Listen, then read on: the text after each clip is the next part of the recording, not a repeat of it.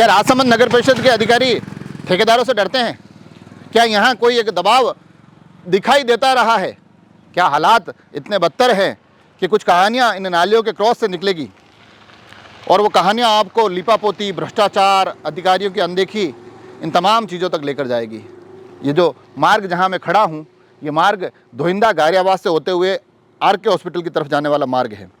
एक नाली का क्रॉस मैं ये बता रहा हूँ, एक नाली का क्रॉस वहाँ पर दिखाई देगा जो अब आपको नहीं दिख रहा होगा, क्योंकि वो बनने के दूसरे दिन टूट गया, तीसरे दिन बिखर गया, चौथे दिन तो उसकी आत्मा तक खत्म हो गई, शरीर तो छोड़ दीजिए। ये जो मुख्य मार्ग का क्रॉस था, अभी मैं आपको शहर के कुछ और चीज़ें भी बताऊंगा, तब आपको पता चलेगा कि कितना बड़ा भ्रष्टाचार था। ये जो नाली का क्रॉस है, ये क्रॉस जब बना था उसके 10वें 12वें दिन इस एक तरफ से टूटने लग गया था और उस दिन मैंने अधिकारियों से शिकायत की थी। उस वक्त जब संबंधित इस क्षेत्र के जयन थे, उनको कहा था कि जयन साहब, मुख्य मार्ग का ये क्रॉस आने जाने का इतना बड़ा रास्ता है, वो 10वें दिन टूट गया है, इतनी ख़राब गुणवत्ता क्यों? उन्होंने कहा अभी करके देता हूँ।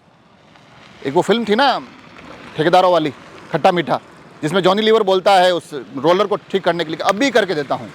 तो बस जयन साहब ने कहा अभी करके देता हूँ। ठेकेदार मौके पे आ गया, हालात देख लिए, इस तरफ कुछ गिट्टी विट्टी, रेती वेती डलवाई ताकि खबर ना बने।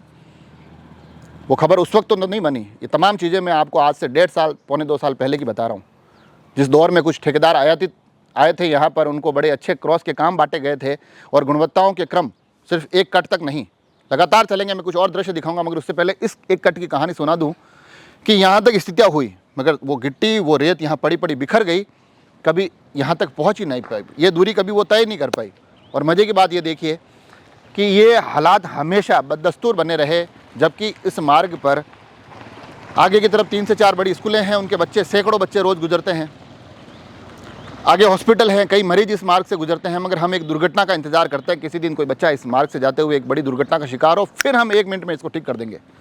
मगर 1.5 साल, पौने 2 साल पहले जो इतना बड़ा भ्रष्टाचार हुआ, आखिर ऐसी क्या मजबूरी रही? अभी आप जो क्रॉस देख रहे हैं, अब आपको स्क्रीन पर जो अलग अलग जगह से मैंने फोटोग्राफ्स उसी दौर खींचे, ये आज और कल के नहीं हैं, ये आज से तकरीबन 7 से 8 महीने पहले के हैं, जब ये क्रॉस मात्र बने ही थे, 10 महीने पहले। उस वक्त के फ़ोटो खींचे हुए हैं मैंने। उस वक्त ये फ़ोटो दिखाकर नगर परिषद के अधिकारियों को चुनौती दी थी कि एक जगह तो ऐसी बताइए जब वो उन ठेकेदारों ने जो क्रॉस बनाए, नालियों के कट बताए, एक जगह तो कहीं सही सलामत तो बताइए। वो नहीं बता पाए। और उस दौर में फिर जब ये चली हैं चीज़ें, तो इनके भुगतान कैसे हो गए? क्यों अधिकारी इतने लाचार, इतने निर्बल, दुर्बल दिखाई दिए कि उन ठेकेदारों को दबाव देकर ये ठीक नहीं करवा पाए हो? क्यों आखिर हालात, क्या इस लिपापोती में अन अधिकारियों के अलावा कुछ और भी चेहरे शामिल रहे हैं? ये सवाल इसलिए उठ रहे हैं क्योंकि अगर इन दुर्दशाओं को, ये हमें लगता है कि एक नाली है, छोटा सा टूटा हुआ है, हम बोलते नहीं हैं, मगर जब शहर भर में अलग अलग क्षेत्र से मेरे पास ये दृश्य आए, मैं बता रहा हूँ आपको, 1.5 से पौने 2 साल पहले की बात है ये। उस वक्त ये तमाम कट बने हैं और हर एक कट 15 दिन, 20 दिन, 25 दिन और मैक्सिमम 30 दिन में टूट गया। उसमें कुछ न कुछ, किसी की जाली लूज हो गई, किसी का खड्डा गहरा हो गया, किसी की कंक्रीट बिखर गई, हर एक की हालात खराब गुणवत्ता की किस्से कहानियाँ बताते रहे। फिर ये अधिकारी क्या करते हैं, जिनके ज़िम्मे ये दायित्व होता है कि वो इसकी गुणवत्ता चेक करें। गुणवत्ता खराब भी हो गई तो सारों की एक साथ कैसे हो गई? और सारों की हो गई तो फिर आप इतने कमज़ोर कैसे हो कि इन ठेकेदारों से काम नहीं करवा पाए? और नहीं करवा पाए तो छोड़िए, उनके भुगतान कैसे हो गए? ये अपने आप में बड़ा प्रश्न है। और ये प्रश्न आज बड़े समय बाद मुझे उठाना पड़ रहा है, क्योंकि लीपापोती के क्रम मैं समझ गया हूँ कि जब तक आवाज़ नहीं उठती है, तब तक इसी प्रकार से धराशायी दिखाई देते हैं ये नालियों के कट, ये सड़कें, ये खराब गुणवत्ताएँ, नगर परिषद के किस्से कहानियाँ जो कि बड़े लंबे समय से चले आ रहे हैं, उनको सुनाते रहते हैं।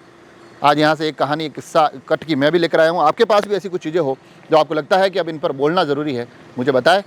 जुड़े रहें राजसमंद एक्सप्रेस से। धन्यवाद।